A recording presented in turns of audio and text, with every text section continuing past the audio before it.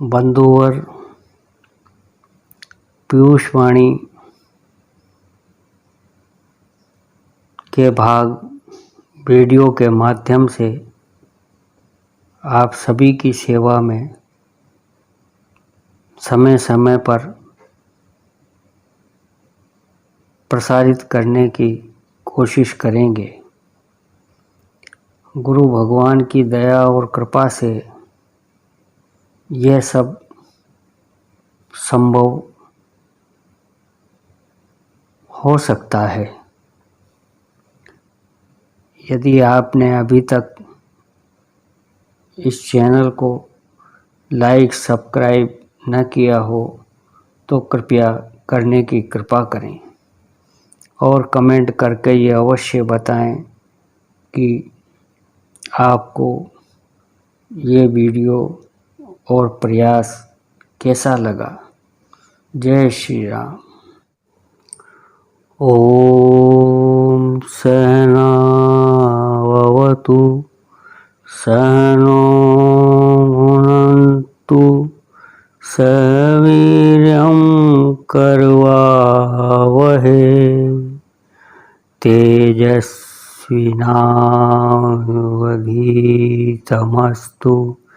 मा विद्विषावहै। ओम शांति शांति शांति।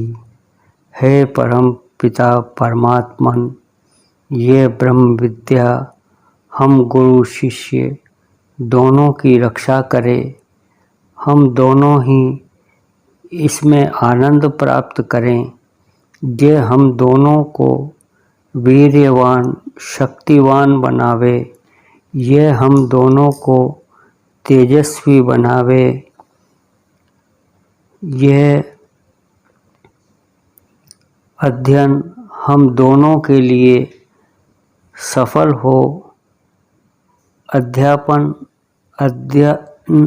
में मानव शरीर से भूल हो जाती है।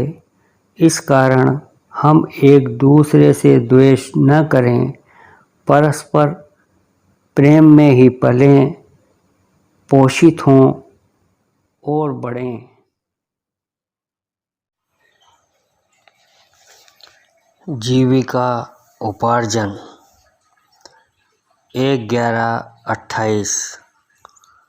धन्य हैं वे जो परिश्रम करके जीविका उत्पन्न करते हैं और सबके सेवक बनकर रहते हैं। वह 2 कौड़ी का जिसने पैसा नहीं कमाया उससे भी गया बीता है। वह जिसने उस पैसे को कमा के अपना समझा, चाहिए तो यह कि खूब मेहनत और ईमानदारी से धन कमाएं और इस तरह खर्च करें कि सब हकदारों को हक मिल जाए, कोई छूटे नहीं। शुद्ध हृदय में प्रभु की ही ऐसी प्रेरणा होगी कि वह धन उचित ही जगहों में जाएगा। धन जो ठीक ठीक खर्च करना सहज काम नहीं है। कमाने से कहीं अधिक चतुराई से उसे ठीक ठीक खर्च करने में है। गुरु माता पिता माता की सेवा में तो खर्च होना ही चाहिए। कुटुंबियों, पड़ोसियों, ग्रामवासी, लूले लंगड़े, इन सब का उसमें हक है। यह अदा होना ही चाहिए, तभी भगवान के अनुग्रह का पात्र जीव बनता है। यह ख्याल दिल में आने से रहे कि मैं सब कुछ करता हूँ। मेरी समझ में तो यह आता है कि समय का भी उचित बाँट इसी प्रकार करें, सबकी सेवा हो सके। ईश्वर, गुरुजन, बंधु जन, माताएं, बहनें, सबका उसमें हक है। यदि अधिक समय नहीं तो 1-1 मिनट ही सही परंतु हो अवश्य भगवान की ओर, सभी की ओर। जैसे धन का उचित रूप में बांटना कठिन है, ऐसे ही समय का सब फर्ज अदा हो जाए, ऐसी प्रार्थना करनी चाहिए। 4/11/28 अपनी आमदनी का कुछ भाग चाहिए तो 10वां नहीं तो रुपए में पैसा या छदाम कुछ भी हो अलग करके रख दें। उसे अपना न समझें, उसे किसी शरीफ भाई की सेवा में खर्च कर। शरीफ का मतलब ये नहीं कि ऊंची जाति का हो, नहीं, कोई भी क्यों न हो, हरिजन ही सही, वह ग्रस्त हो, उसे ज़रूरत हो परंतु लज्जा के मारे मांगने से मजबूर हो, उसका हक है। उस सेवा के पाने का दिल में यह आने से रहे कि मैं देता हूँ, वह तो ईश्वर की थाती है। ईश्वर के बेटों को ही मिलना वाजिब है। फ़कीरों का कर्जा खुदा लेता है, खुदा ही देता है। उनके पास धन नहीं रहता, परंतु उनका कोई हर्ज होने से भी नहीं रहा। सब कुछ पहले से ही इंतजाम हो जाता है, फिक्र व चिंता के लिए जगह नहीं रहती। 30/1/29 कल सायंकाल महाराज जी कहने लगे, धन उत्तम गति को देता है और बंधन का कारण होता है। यदि धन से ममत्व त्याग कर दीन दुखियों की सेवा में व्यय किया जाए तो भक्ति मिलती है। यदि अपना समझकर केवल भोग किया जाए और दूसरों को उनका हक न पहुँचे तो बंधन होता है। नरक में भी यही धन ले जाता है। मेहनत कर के धन कमाना चाहिए और उसे अपना नहीं समझना चाहिए। दूसरों को खिलाकर खावें, निर्मल भक्ति प्रभु जी देते हैं। प्रभु जी के जीवों की सेवा ही सच्ची रियाजत है, लेकिन यह ख्याल न आए कि मैं सेवा कर रहा हूँ, तभी सच्ची भक्ति नसीब होती है। सबके साथ यथोचित व्यवहार हो जाना भी भक्ति की पहचान है।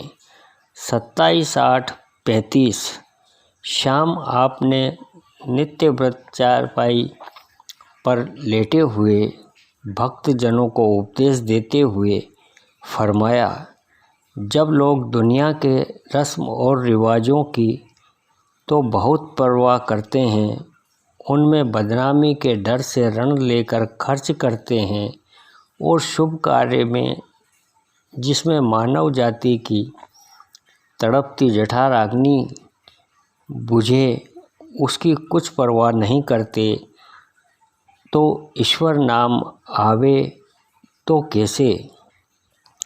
जो प्राणी पैसे की इज्जत नहीं करता, फजूलियात में व्यय करता है, पीछे उसके लिए तरसता है और राम नाम से हाथ धो बैठता है।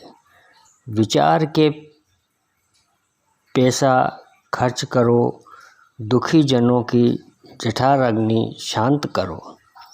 20/5/38 आपने फरमाया, अपने 20 नाखूनों की मेहनत की कमाई दूसरों को खिलाकर खाए, तब राम नाम जल्द आता है। हिम्मत न छोड़ें, ऐसे ही गृहस्थी में रहकर राम नाम का साधन करें, उसे निर्मल न समझें, सब संकटों से पार करेंगे। ईश्वर के सिवा उससे और किसी वस्तु की कभी भी तलब न करें। राजा विक्रमादित्य एक बार अपनी राजसभा में यह सवाल कर बैठे, मैं राजा क्यों हुआ। एक कथा सुनाकर आपने फरमाया कि उन्हें एक बार अकाल पड़ने पर 11 दिन के बाद भोजन मिला था।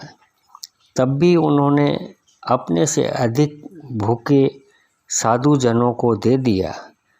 आप वैसे ही रहे, इसी से राजा हुए। आपने अपने गुरु महाराज का वाकया बयान फरमाया।